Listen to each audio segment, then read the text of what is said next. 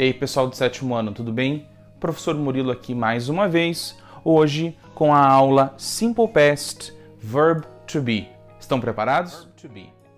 O Simple Past Verb to Be é encontrado nas páginas 10, 11 e 12 do livro de vocês. Então, quem quiser acompanhar lá, pega o livro. Verb to Be no Simple Past Affirmative, no passado simples. Então, quando eu quero contar as coisas que já aconteceram comigo ou com os outros, eu vou usar o verb to be no Simple Past. Ele tem duas formas, a forma was e a forma were. A combinação que a gente faz para montar as frases é essa aqui. I was, he was, she was, it was, e you were, we were e they were.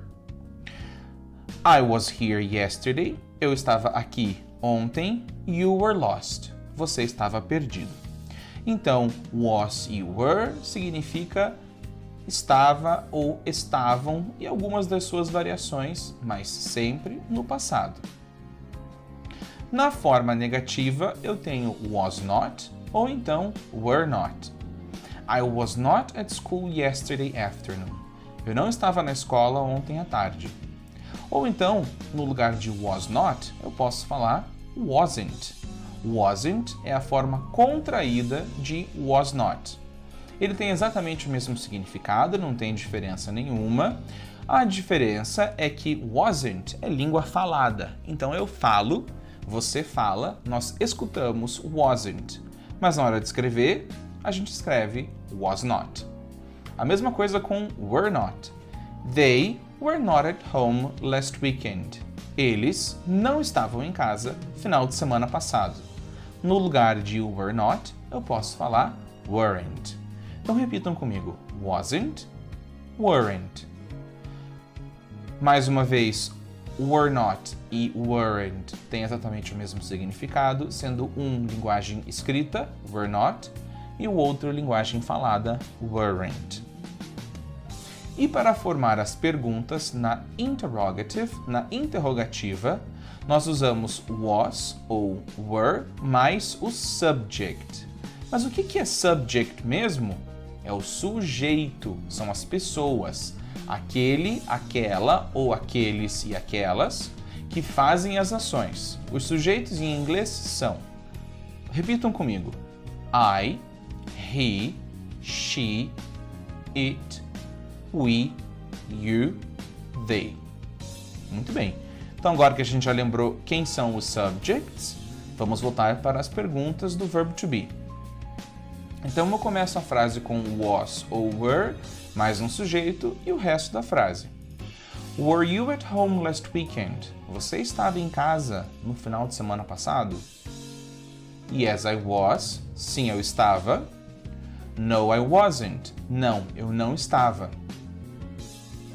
Quando usar? Qual é o momento certo de usar o simple past do verb to be? Tell the way someone felt about something. Contar, descrever como alguém se sentiu sobre alguma coisa. Wolfgang was proud of his hula hoop victory. Wolfgang estava orgulhoso, proud, orgulhoso, da sua vitória no bambolê. I was happy about my test results. Eu estava feliz com o resultado da minha prova, com os resultados da minha prova. I was happy about my test results. Eu também posso usar o to be no simple past to describe a past characteristic, descrever uma característica passada, como alguma coisa era, porque hoje ela não é mais. As coisas mudam, as pessoas mudam, então a gente tem uma característica hoje e no futuro a gente deixa de ter. My dog was very big. Meu cachorro era muito grande. My brothers were very nice to me the other day. Meus irmãos foram muito legais comigo no outro dia. Então eu descrevi características sobre o meu cachorro e sobre o meu irmão no passado. Já que nós estamos falando do verb to be, eu também posso usá-lo para descrever um momento específico. No caso, um holiday, um feriado.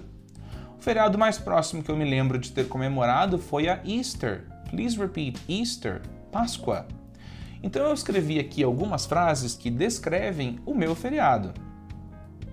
It was difficult to find my chocolate eggs. Foi difícil encontrar os meus ovos de chocolate. Eles estavam muito bem escondidos pela casa. It was a calm day. Foi um dia calmo. My brothers were very agitated.